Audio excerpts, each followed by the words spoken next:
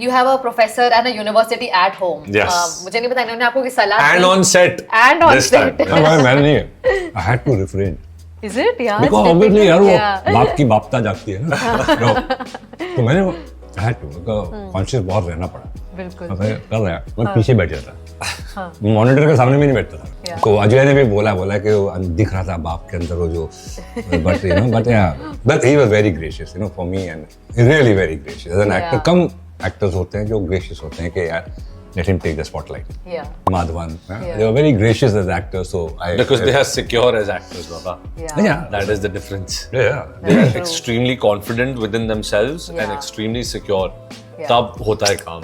The others are so insecure. वो आपको खड़े ना करने दें, बोले नहीं इसका गाना क्यों है, ये तो गाना कट करो, इसका होना ही नहीं. But ऐसे चलती है एक्टर जो बोले वो करना पड़ता है डायरेक्टर को या एडिट अगर वो स्टार है आपकी फिल्म का तो yes, of course चलेगा. And I'll tell you one small incident. Salam Namaste.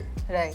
People My have liked it. favorite movie by the अभी way. सैफ हाँ. अगर ये सोचते कि यार मैं स्टार हूँ तो ये तो he is taking away the scene that scene would have flopped because Saif played the डरा हुआ थोड़ा तो जो बनने की कोशिश कर रहा है खुद कुछ है नहीं खुद डर रहा है बाद में but because Saif played it so intelligently Yeah. And that blossomed because he played his character. Right. He didn't like Yeah. try to say I'm the star. Yeah. So for even Shahrukh when you were doing Wo Darling in India, Yeah. मारा दो गुलाटे मार के गिर गया.